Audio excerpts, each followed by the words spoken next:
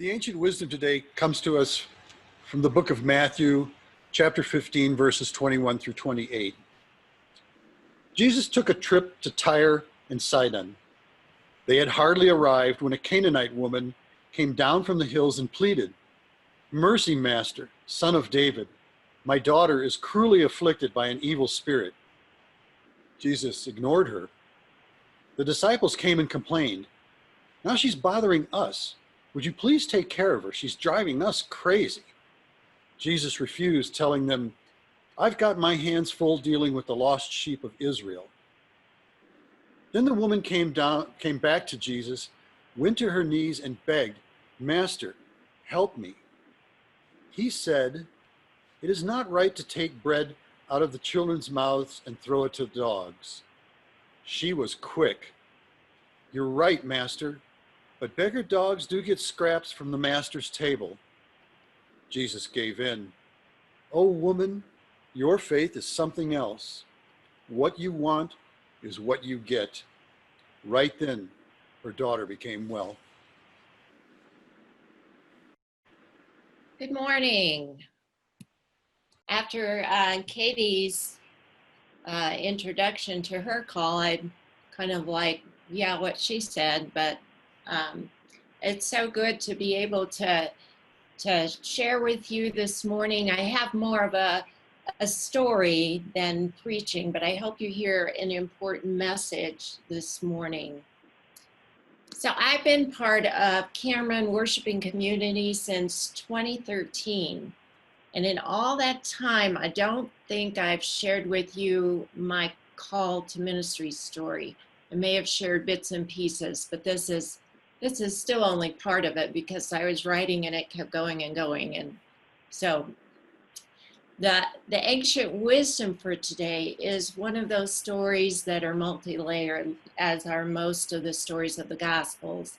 But I find a connection with it and my story in several ways. The first is that my call is not flashy or especially sentimental, but rather more like a woman knowing something is wrong and being open to Jesus' message. But this is a woman in this story that also goes far enough as to argue with Jesus. I'm also a woman who argues with Jesus. I am the one who understands that the children need to be fed, but so also the dogs underfoot. And Jesus always listens. My call is earthy and comes from a deep sense of God's presence from the time I was a small child. It's not flashy or tragic or poignant. It just is my story.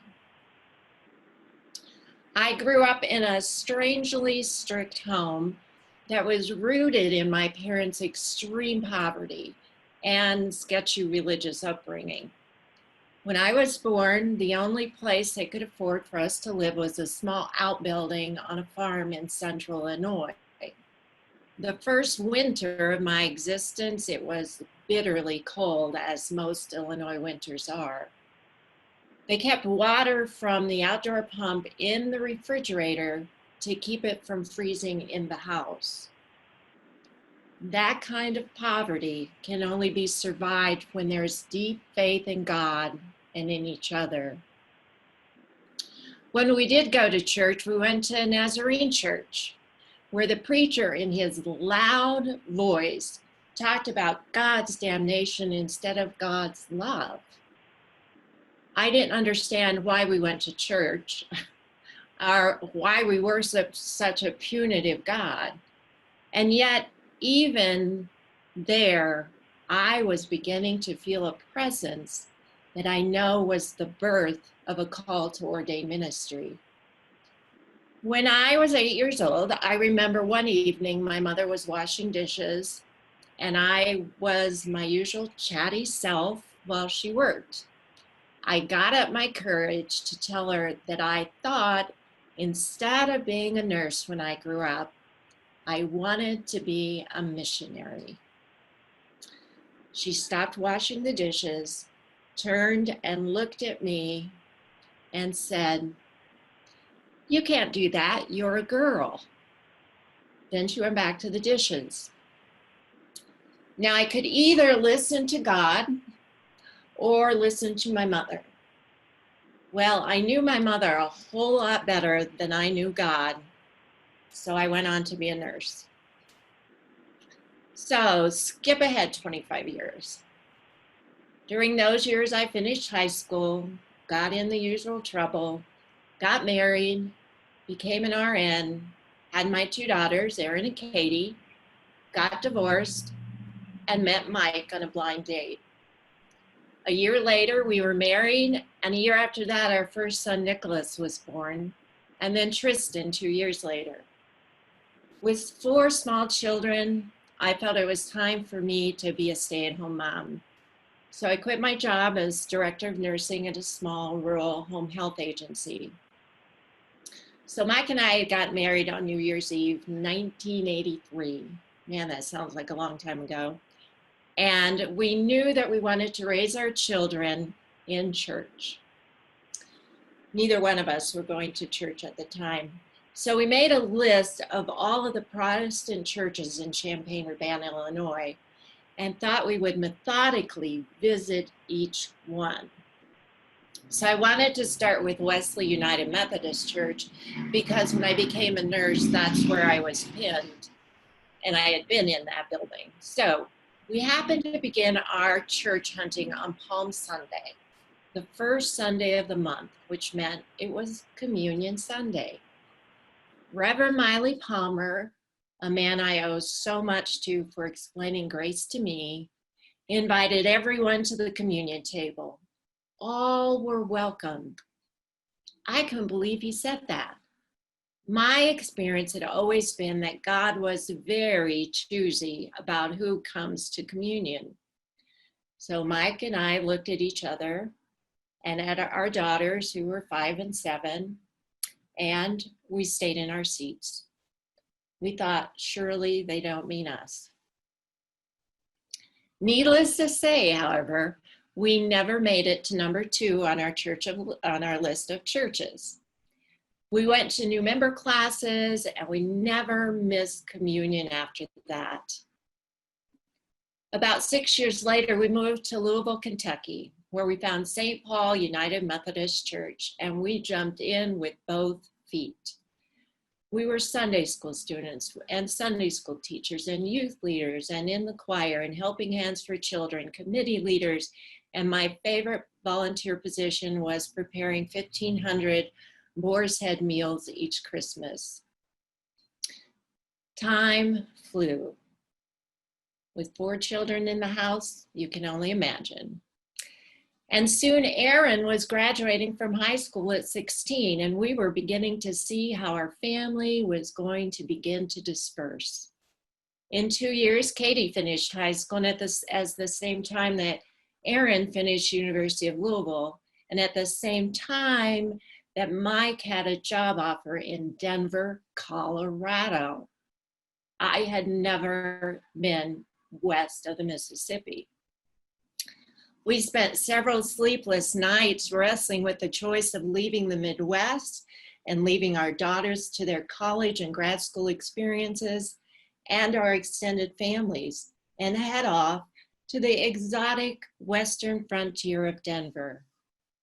Our family's next chapter had begun. Once the boys settled in the routine of middle school, I began to get restless. I wanted to do something.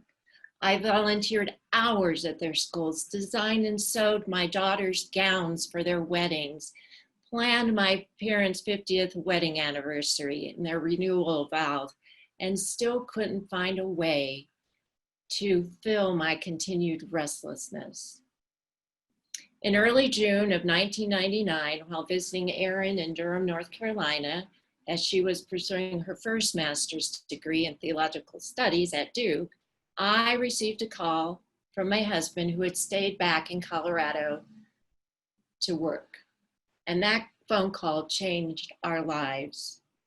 Nothing earth-shattering for anyone but me.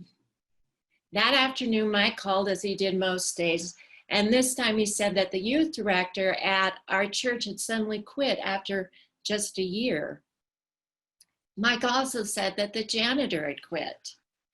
As I stood there, I saw in my mind's eye, as clear as could be, a window opening up with a breeze that blew on me. It was a physical sensation.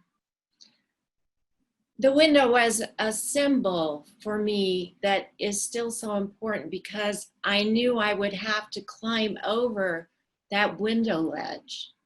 And that's what it felt like at the time as I pursued this call. But at that moment, I was so excited, and I told Mike, that's what I want to do. I will apply for the job of the janitor. I knew I could do that, and then I would be able to work in the church. But Mike said, no. He said, I was thinking you should apply to be the youth director.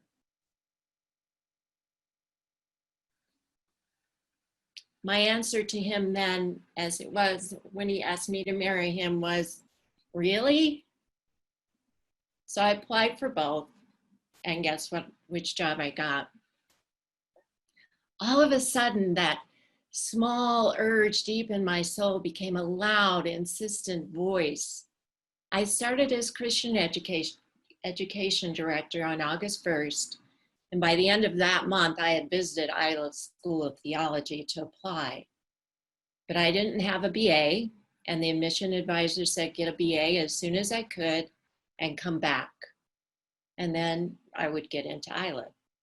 Long story short, I graduated with a BA in liberal arts, summa cum laude, from Regis University in the fall of 2002, and began seminary in January 2003 with a half scholarship. I graduated with distinction in 2005 and was ordained in 2008. During that time, when my sons were finishing high school, I never missed a performance, soccer game, track meet, parent-teacher conference. I worked full-time and went to school full-time. It was rough, and it was wonderful. So like I said, this isn't a story of excitement and lightning strikes. It is a story, however, of openness and knowing myself well enough to figure out what I was searching for. The part of the story not here is the work I did with juggling chronic illnesses and lots of spirit work. I doubted myself so many times, but I never doubted God. Although I still look over my shoulder and say, God, are you sure you're talking to me? One more short anecdote. I've had appointments at 2 other churches over 20 years. I was on the board of ordained ministry for 13 years, and I am fascinated by John Wesley's theology of grace. I am unashamedly a United Methodist Christian at its best, which I believe is reflected in this faith community. I have only had one time that I was ready to jump ship. At one of the churches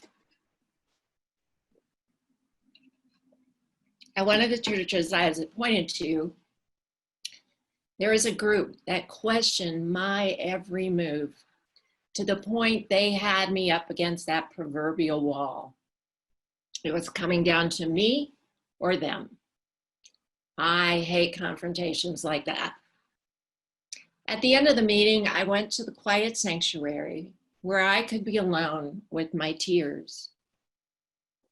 The senior pastor quietly walked up the aisle and sat next to me. After a few minutes, he said, "What's up?" as if he didn't know. And I said, "Maybe I'm not called. Maybe I should quit." That was honestly the one and only time I ever thought that. And he said, "So, who called you to be clergy, God or humans?" And I said, "God." And he said, "Well, why would you ever listen to humans if God is the one calling you?" So Jesus told the woman in this story to back off and allow him to focus on meeting with those in need as he perceived it. But she pushed back and she said, I deserve as much as the dogs who gather crumbs under the table of the children. And with that, Jesus could see her faith. So for 6 decades, I have been in conversation with Jesus, who I believe pushes me to be better and better, to ask for what I need from the Holy Spirit and those around me. I know my call to ministry continues to evolve, and I pray that each of you are aware of the call that lies in your hearts and that you climb through whatever window is presented in your life.